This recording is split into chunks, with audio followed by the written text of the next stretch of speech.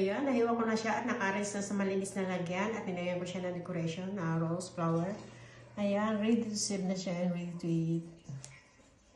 هاي روز. Hi, madam. How are you? Fine, madam. الحمد لله. اليوم روز بتسوي لكم بسبوسة. البسبوسة الكلاسيك دائما كل ما أصورها تسألوني عنها. منزلينها قبل بس نعيدها للمتابعات الجدد. يلا روز. Hello mga kabayan, ngayon magawa ko ng basbusa. At ayan, niready ko nitong Smith 1½ cup. Ito ang ginamit kong cup. 1½ cup. At ito, niready ko na rin itong oil, 1½ cup. Gamitan ko siya ng 2 egg, 1 cup ng sugar, 1 yogurt, 1 teaspoon ng vanilla powder, at 1/2 teaspoon ng baking powder. Ayan, una ko ilagay dito sa blender itong 2 egg.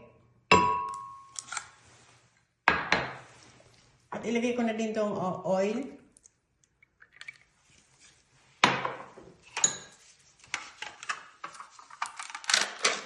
At ilagay ko itong yogurt. Ayan, at add ko na rin itong sugar. Vanilla. Itong vanilla. At ngayon, imimix ko siya sa blender. Ayan, lalagay ko na dito sa big bowl itong Smith.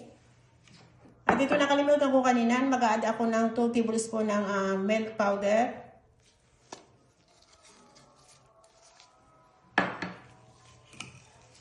At ayan, after na ma-blend ko to, imimix ko na dito.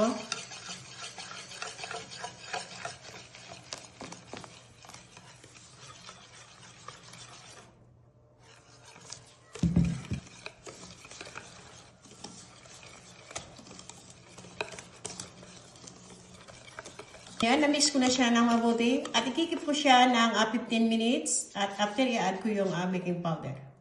بنات أهم نقطة في البسبوسة ونجاحها إنكم تخمرونها ربع ساعة أقل شيء عشان السميد نفسه يتشرب السوائل وتكون معكم البسبوسة مرة هشة وتكون لذيذة بدون البيكنج باودر. نضيفه بس قبل الخبز على طول. بس الحين الخلطة هذه نغطيها ربع ساعة تتشرب. Ayan, after 15 minutes, i-add ko na itong baking powder. At imimix ko siya.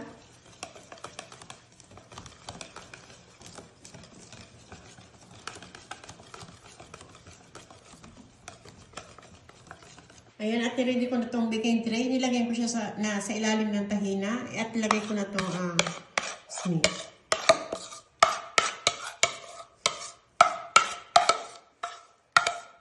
Ilagay ko na sa ube na 45 minutes at ang apoy niya ay sa baba.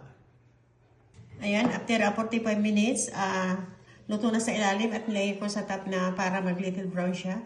At ngayon, lalagay ko na siya ng syrup. Nagawa ko ng sugar.